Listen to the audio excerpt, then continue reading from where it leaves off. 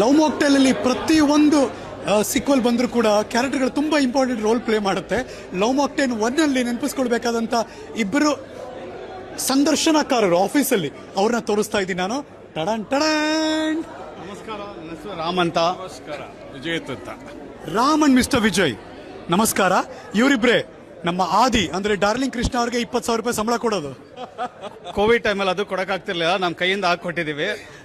ಆಫೀಸಲ್ಲಿ ದುಡ್ಡಿರ್ಲಿಲ್ಲ ಅಂದ್ರು ಪಾಪ ಅವನು ಬಂದಿದ್ದ ಅಂತ ನಾವು ಕೈಯಿಂದ ಕಾಸಾಕ್ ಕೊಟ್ಟಿದೀವಿ ಅವನಿಗೆ. ಅದರಿಂದ ಲವ್ ಅಲ್ಲಿ ಏನೇನೆಲ್ಲ ಆಯ್ತು ನೋಡಿ ಸರ್. ನಾನು ಮಜಾ ಮಾಡಿ ಅಂತ ಅವಾಗ್ಲೇ ಹೇಳಿದ್ದಾರೆ, ಫುಲ್ ಮಜಾ ಮಾಡ್ತಿದ್ದಾರೆ. ಇನ್ನು ಆಗ್ಲೇ ಮಾಡ್ತಿದ್ದಾರೆ, ಹೇಳಿದಷ್ಟು ಕೀಪ್ ಆಗಿದೆ. Sir, how excited you are Love Mocktail 3 ನಲ್ಲಿ ಬರ್ತಾ ಇದೆ? It's so exciting for us from 1 to coming to 3. After seeing 2, we were really like urging to see the third one. And with third one, I think we don't know anything what is happening in third. ತುಂಬಾ ಖುಷಿಯಿಂದ ಕಾಯ್ತಾ ಇದೀವಿ. ನಿರೀಕ್ಷೆ ಏನಿದೆ? ಏನು ಗೊತ್ತಿಲ್ಲ, literally not non. ಯಾವಾಗ್ಲೂ darling Krishna ಮೇಲೆ ಯಾವಾಗ್ಲೂ ಹೈಯೇ.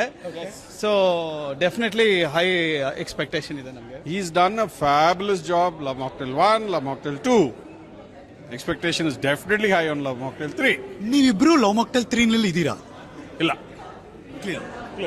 ಇಲ್ಲ. Okay, thank you. ನಾವು ಕೂಡ ಕಾಯ್ತಾ ಇದೀವಿ ನಿಮ್ಮಷ್ಟೇನೆ. ಥ್ಯಾಂಕ್ ಯು ನಮ್ಮನ್ನ ಎಂಟರ್ಟೈನ್ ಮಾಡಿದ್ದಕ್ಕಾಗಿ. Thank you.